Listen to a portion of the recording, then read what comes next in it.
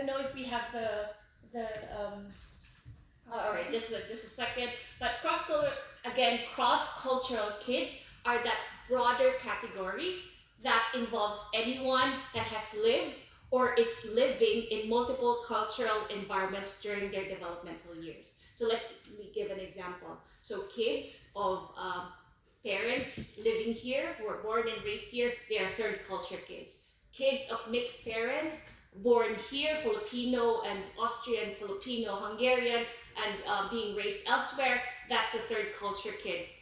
Kids who moved here at 13 years old or older, up to 17 years old, these are third culture kids. So they're navigating this multitude of cultures. All right, Sarah, why do you think it's important to talk about TCKs? Bakit ba kailangan natin pag-usapan their experiences, challenges, who they are, among other things? So I believe that the authors Pollock and Van Rijken put it quite nicely. Their book is called Third Culture Kids Growing Up Among Worlds, and they give three main reasons. So the first one is for TCKs to recognize and utilize the gifts such a childhood provides. The second one is to assist them in navigating these challenges that come with being TCK. And the third and last one is to normalize the third culture for the growing population. Thank you, Sarah. And if I may add another reason, it's understanding TCKs would also aid the parents of TCKs in comprehending and supporting their children. Again, the purpose of today is not to give definitive answers, but to start a conversation. Mm-hmm. Now let's move on to the challenges. Let's do a quick survey. Please raise your hand if you're a parent of a TCK. Wow, so many people. And now raise your hand if you are a TCK. Yeah. Oh, very good turnout, I guess. All right, let's dig into the challenges that come with being a TCK. Sarah, as you mentioned earlier, there's a whole bunch of topics that we could chat about TCKs, but let's keep it focused. I see that we don't have our slide on, but I'll talk about the two main challenges. One is about cultural identity and belonging, and the second is family bonds and mental wellness. Sarah, what's your experience like being a TCK? Let's start unpacking the first set of challenges, the cultural identity and belonging. When did you realize you were a TCK? Well, then, I realized I was a TCK from a very young age on. I was enrolled at the private school where predominantly Caucasian kids studied, and we all know how kids can be. They're ruthless. So they make comments about my nose, how it's too flat, or how my skin is too black, and that would create unwanted insecurities and make me question if I'm really truly beautiful. And it reminds me of the days when I begged my mom to buy me skin lightening soap just so I could fit in. And then after that, I tried focusing on the Filipino community. So I joined a Filipino Christian community and tried to fit in as well. But to my dismay, I couldn't really relate to them either. I hadn't mastered the Tagalog slang, wasn't really exposed to any Filipino media, and our views differentiated very much. So I was in this weird in-between, where I wasn't really Austrian enough, but I wasn't Filipina enough either. Thank you for sharing, Sarah. Let's dissect what Sarah just shared. It touches on so many points, isa-isahin natin. The first one is she spoke about being physically different from her peers and you wanting to look at them. Apart from, developing this low esteem and insecurity, it speaks about a TCK wanting to belong. Also, a second point on wanting to belong, you sought kids that are more like you. And then she struggled there too because she couldn't speak the language fully. And finally, the TCK dilemma, the neither belonging fully to the world where your parents come from, the culture of your parents, and nor to the place where you're being raised, the other culture. And just so you know, Sarah, your nose and skin are beautiful.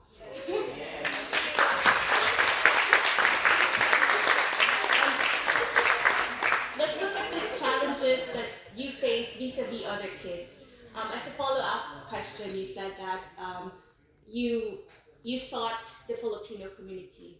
Were these kids also fellow TCKs? Yes, they were in fact fellow TCKs. And although my Tagalog skills are adequate, right, Mom? Were we sure? I felt like I had only learned the language superficially. But by practicing more actively, I feel like I'm a step closer to mastering it. No, please. I see. Sample down. I see that makes sense. Learning the little nuances of the language could help us connect deeply deeply to the community. So some Tagalog sounds pak, ganern, or what else? Charot, or you understand those, right? All right. Show of hands again here. We're parents of TCKs. Uh-huh. All right. What about the lady next to Tita Ding Dong? Hello, Ate. Can you tell us your name and where you're from in the Philippines? Yeah, hello, good morning. I am Marijo Eliazar. I was born and raised in Cainta, Rizal. So I came here to Vienna about 14 years ago. So already a young adult. And right now, my husband is also Filipino and we are raising two kids. They will be turning 13 and 9 in July. So both are born and so being raised here in Vienna. So far for them, the experience has been the same like you. So for Adam, he said that I think about the start of the first grade, he said my classmate told me he's wondering about my flat nose because he is just like you. Our kids are also enrolled in a private Catholic school. And I think for us as parents, it's already something to be expected. We would be the only or one of the few Filipinos or non-white in the school. And for us, so it was right at the beginning, and for him, he was telling it, he was not feeling bad about it, he was actually laughing about it.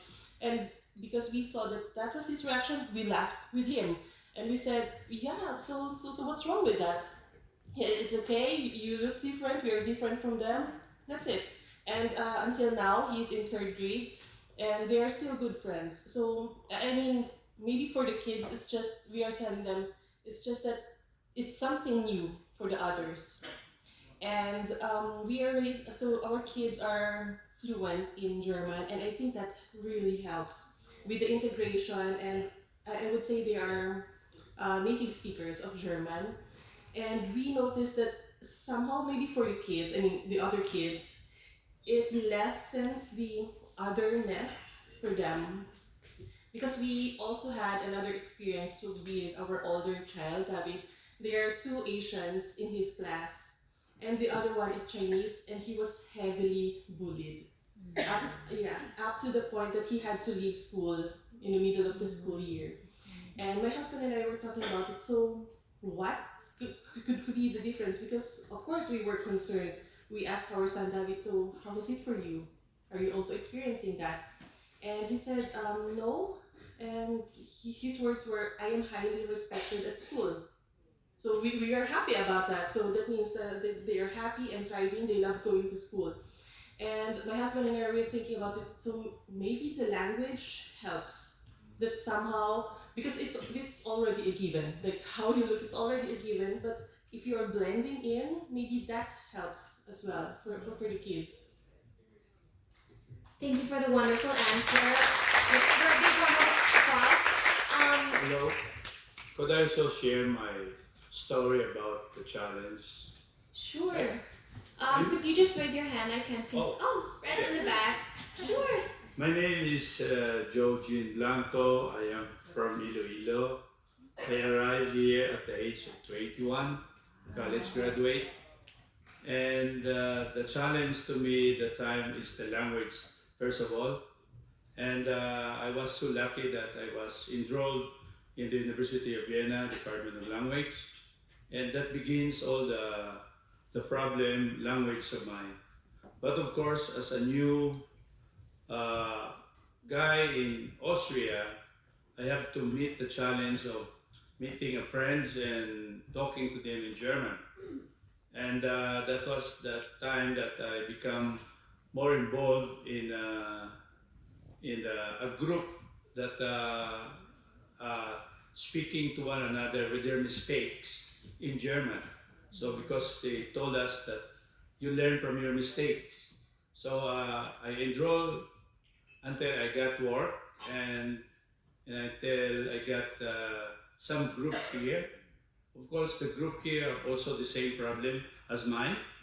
And and that time that I know the German language, I start to enroll a course here in Austria, in Vienna, Austria. And that time I finished my job as working in the operating room in the hospital until I retired. Maybe I could have that story, a long story of challenge of a life, of a child life here in Austria until I retired. So I'm successful now. I'm enjoying my retirement now. I've been here for 40 years, and well, I overcome the challenge.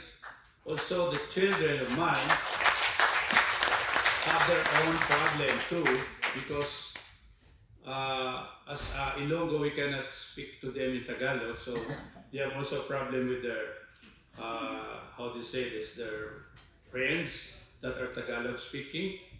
But the teacher told us the best way to do things here is to let the children learn the language of the country.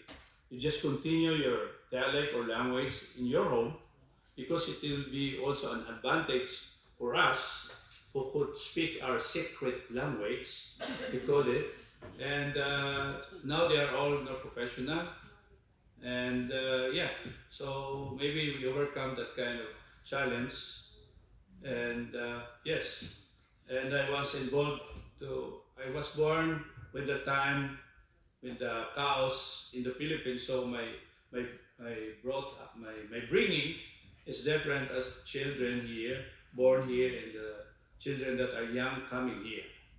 So that's why I was so involved in all this kind of organization that is good for the Philippines. Thank you. Thank you. Thank you, Peter, for that wonderful insight.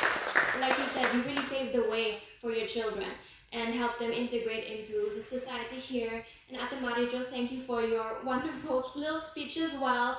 Like you said, if you keep it light and if you really laugh about it, then it doesn't get too deep and kids really accept who they are and embrace their uniqueness. So thank you for that. Thank you. Thank you. And I guess we go back to this neither nor feeling. Like you fully integrate yourself in Austria. Okay, you're Austrian. But then you go to the Philippines and you don't speak the language. Some of the children don't speak Filipino or Tagalog or Ilocano or whatever. And they have a hard time again.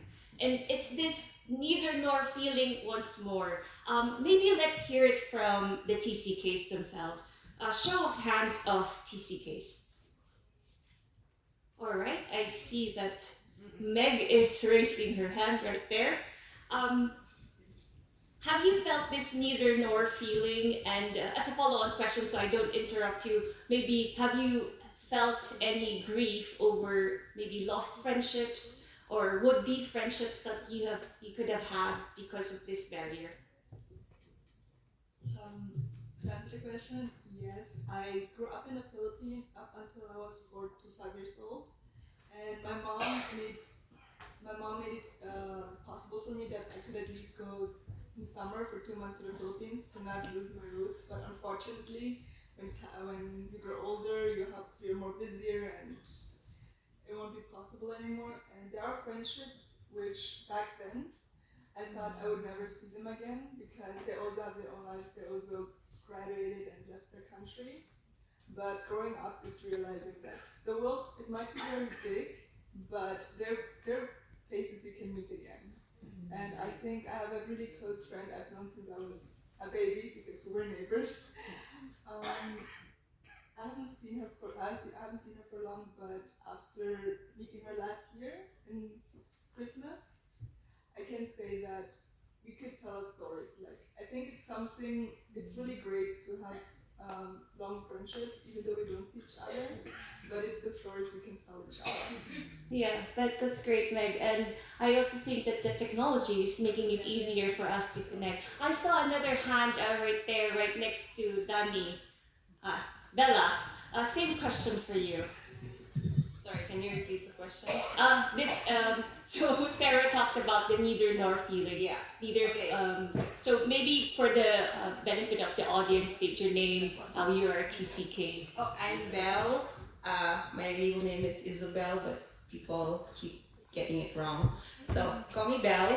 I was raised in Iloilo, and then I moved to Manila, and then I moved to the States, and then I moved here at a very young age to marry him. Right? This one. I'm pointing at the wrong man. This one. So yeah, I think I have been not just here actually in Austria, now that I think about it, because Iloilo has its own mini culture. When I got to Manila, people kept calling me Twinkle because we say twinkle in Iloilo. And they call me Twinkle. Sorry, not Twinkle. So I was always a twinkle, and I couldn't get my Tagalog right. But anyway, when I moved here, yes, it was very tricky. I would learn the language, but somehow people, when you meet them on the street, when you buy bread, they assume that you don't know the language. So they treat you differently already from the get-go. Or if you meet some other people in a party, they will kind of avoid you because they think they don't speak English, but actually I speak German. So that's also, it was hard to find friends and build friendships in Austria because the notion is, oh, she's not from here, she doesn't understand us. It's an extra mile. And also for parenting, given that my husband is Austrian and my kids are a mix of, they're Filipino and Austrian, some of his family look at me weird when I do some things. For example, a lot of you know lampin. Lampin. I grew up loving lampin because it's so easy. Use, wash, use again. But here you think of diapers, you throw it. And whenever I pushed that, the lampin movement in our home, I got so much flack. Like, why would you do that? You have diapers. Or also, I don't want to give my children a very, very convenient, very comfortable life to the point where they would not understand that, for example, I don't have to bring so many toys on the tram because I played with sticks and leaves. And my children, I would want them to learn that they could play with anything here because I had very little growing up. And it's a grace when you get comfort, like you don't have to ride the jeepney all sweaty with the dust in your hair. You could take the tram, your ride can be comfortable, but it doesn't have to be like you get to have what you want, kid, on this tram, and also everything else just because Vienna would provide everything for you. So me as a mom, I really look back to the women that I would see in the what do you call it, the market, the wet markets also. You know, the children have fun there. They anyway. That's an either or for parenting and as a child here. I'm an adult, so growing up here. Thank you very much. Bella touched on a very another nuance of TCK is that even if you're growing up in your own country, you could feel so alienated from others too.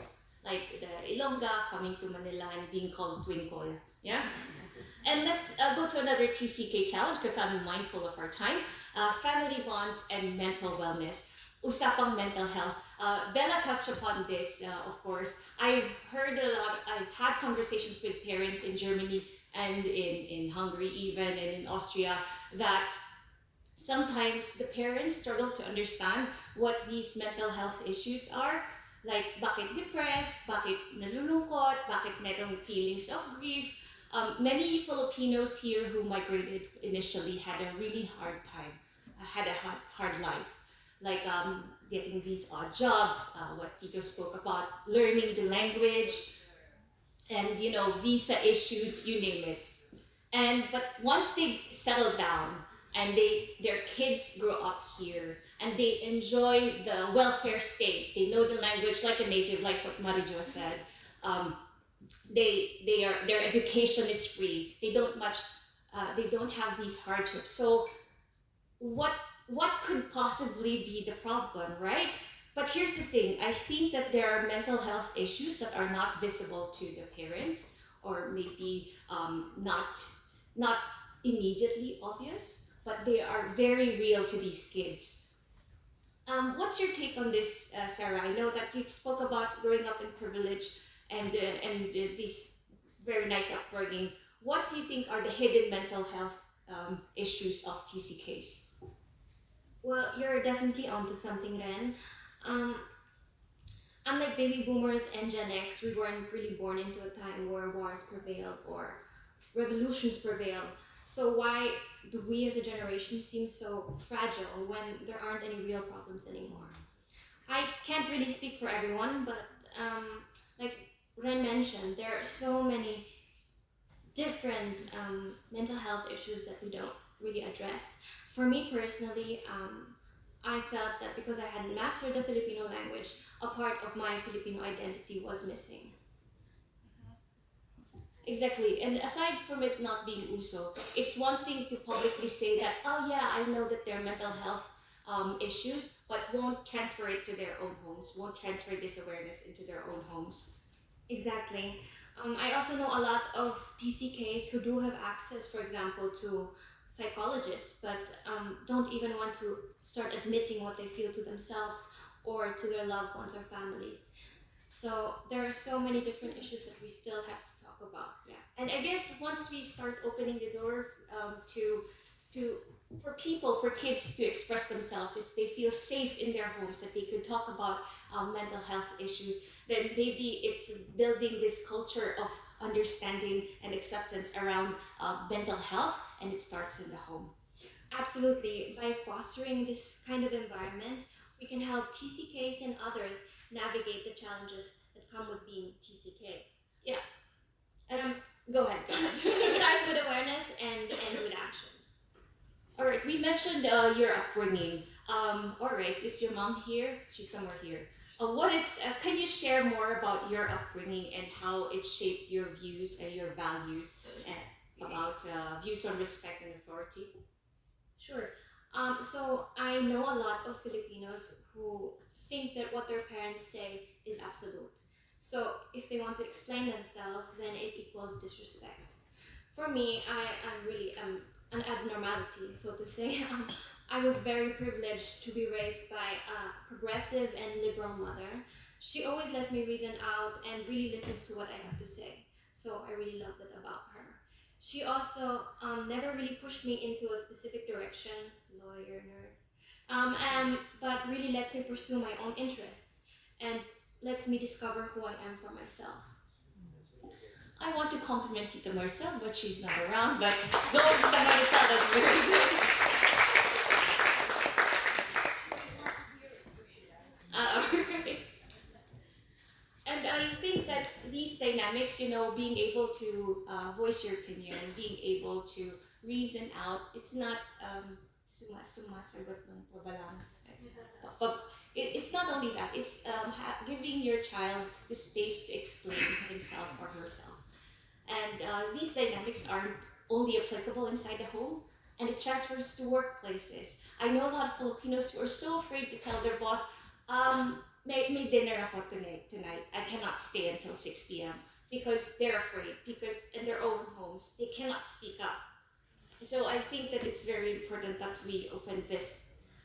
Again, I guess the challenge that some parents of TCKs might see is the potential criticism from relatives in the Philippines.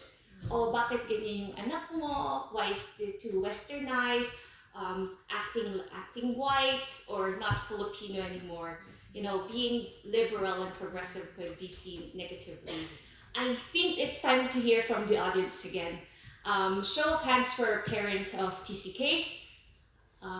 The girl in stripes behind Bella. Please state your name, your background, parent of TCK, how old is your child? Hello. Hi, I'm Kat Espero. I am from Paranaque in the Philippines. We moved here about almost 3 years ago with my husband and my 5-year-old child. So she was about 2.5, I think, when we moved. In terms of the topic of that, like the family pressure, I think it's really challenging for us parents to get to define which challenging, but at the same time rewarding. I do enjoy that we get to define which parts of the Filipino culture we would adapt and which parts of the Austrian culture or any other culture we would adapt, and really set some standards for our own family that is not dictated by predecessors or preconceived expectations from parents. Some of the things that my parents would always berate me would be that I let my child play too much in the playgrounds, like too risky playgrounds, like because in Austria, right, you have so much playgrounds that are too high and so on. So my parents are always like, "God, your child baka mabagsak," etc. etc. So, but also things like expectations on how at 5 years old she should already know how to read, how to do math, how we teach kids in the Philippines. So it's very tough to navigate, and we have to sort of explain why we chose this for our child. We do want to keep a lot of the Filipino traits, like our resilience and our pagpupursige, determination, and so on, but not to the point that we have that Asian pressure that we are known for. So I guess the key is just to keep communications open to both sides, and I'm happy that my family, even though it's taking them a while, like it's like because all of them are in the Philippines, right? So none of them have migrated elsewhere, so they don't understand immediately why we're shifting differently. But then once we explain to them, that here school does not teach you these things until the age of 6 because they focus more on the foundations, on the friendships, on social skills. Then they realize that there's really no use to keep a 4-year-old in a classroom reading or like doing maths at such a young age when they should be out exploring playgrounds and enjoying. So yeah, it's really more open communication and explaining the pros and cons of each side so that they understand where you're coming from. Thank you, Ate Kat. Like you said, open communication, persistence, and willingness to change. Yes, you raise your hand. The lady at the back, please. Magandang tanghali po sa inyong lahat. Ako po ay